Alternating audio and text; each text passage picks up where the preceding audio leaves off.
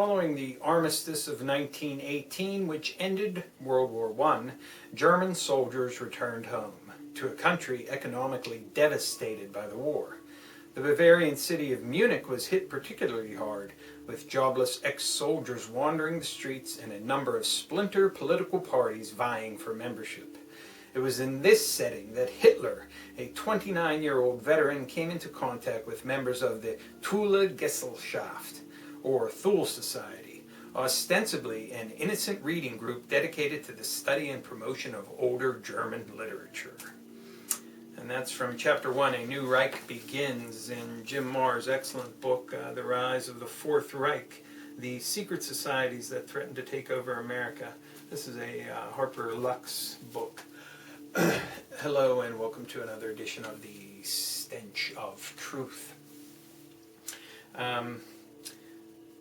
And just a few things that I noticed in the news today and some commentary by me about them. One is the report that was issued by, I believe it was the Office of Management and Budget, one of those congressional oversight fucking bodies which usually sway in the wind like a fucking sheet in a gale storm.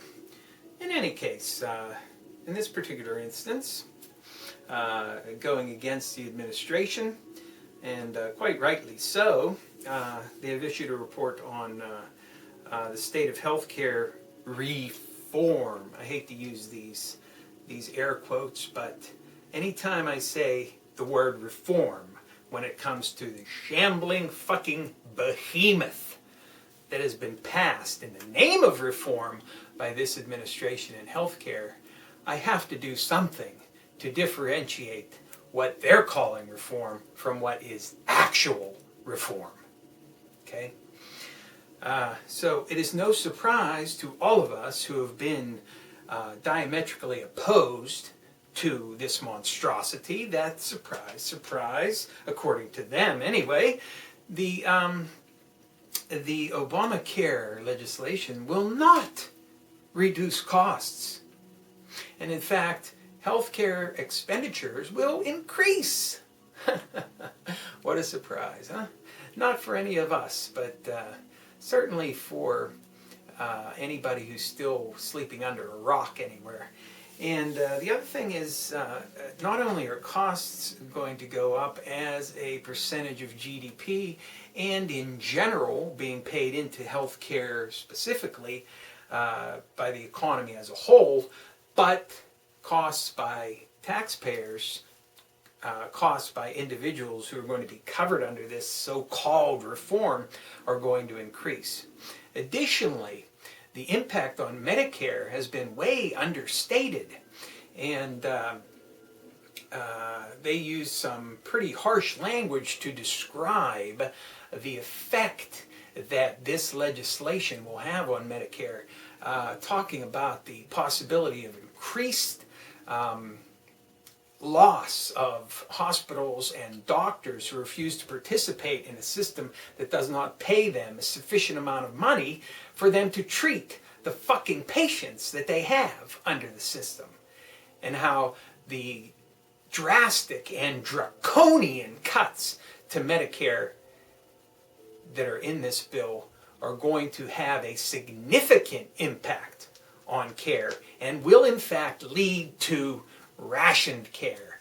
And in case any of you have been out of the loop on this whole healthcare issue, don't give Sarah Palin any credit for talking about these so-called death panels, but there absolutely are going to be death panels.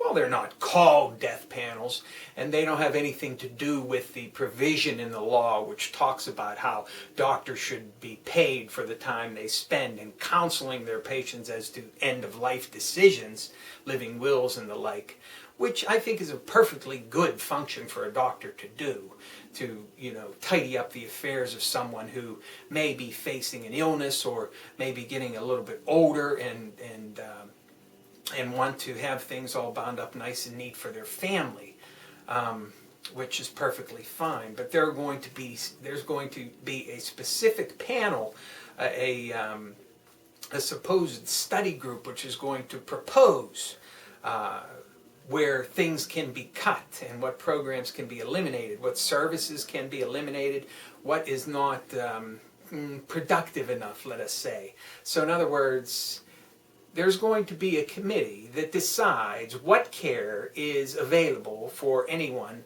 who is underneath the system of Medicare. And they may very well decide that there is no cost-effective approach to a treatment that or to a condition that you have, and therefore there are going to be people who do not get the care that they need. So that is rationing, and that's what I've been talking about all along. And that is the word that they never wanted to say, but it's in there. It's in there and it's coming. And now with this new report coming out saying that all of the fucking lies that have been spewed by this administration to support this effort are slowly coming unraveled. But it's too late in the sense that this bill was passed into law. But certainly we can focus our efforts in trying to at least mitigate the damage and to change as much of it as we can and to mitigate the cost and all of the excesses that are going to come down to the individual, especially seniors. A couple other things really quickly. I see that the G20, which I was so pleased to have in my hometown last year, they say everything's great. So you know what, folks? Just go home to your foreclosed house and count your non-money that you're getting from your unemployed job and count yourself lucky because the G20 says everything's great. Well, indeed, durable goods and home sales have increased, but don't you notice how it's kind of strange whenever they come out with some particularly good point about things, which is a lie, of course, to try to bolster the underlying impression that there's some improvement, that the media just totally jumps on the bandwagon.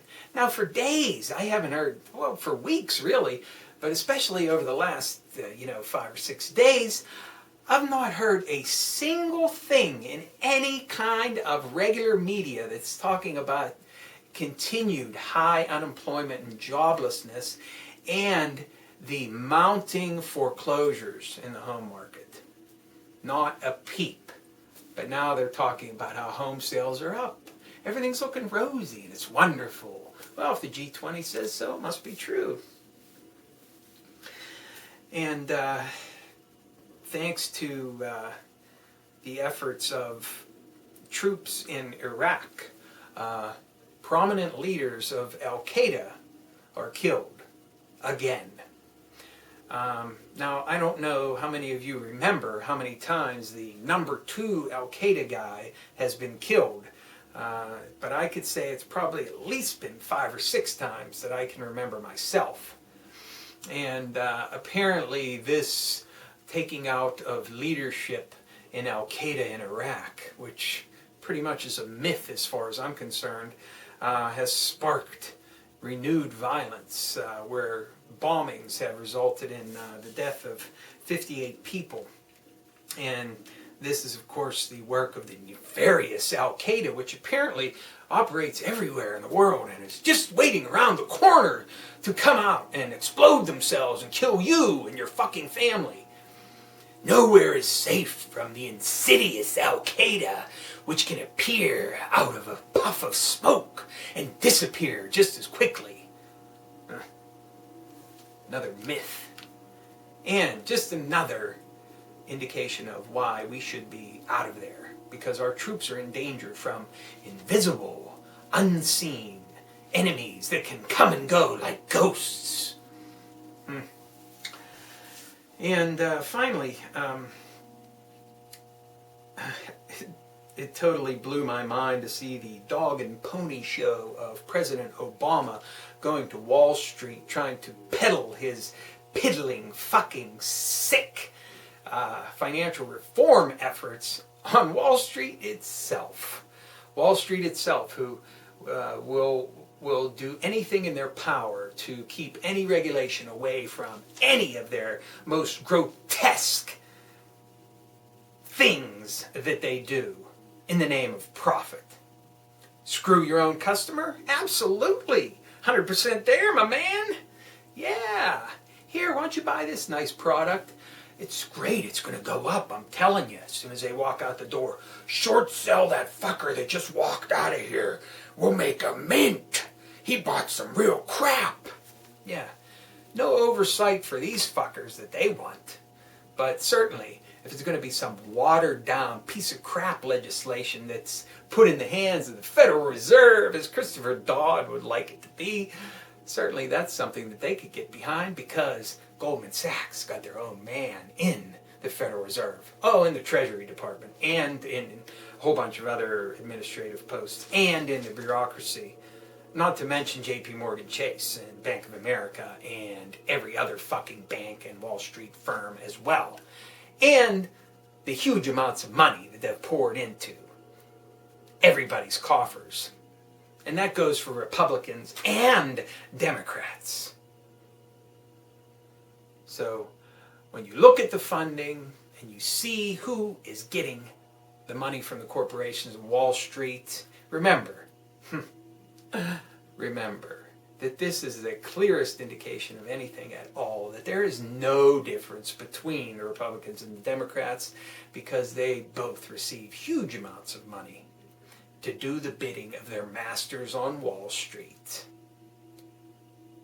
Don't let anybody fool you. Thank you. Good night.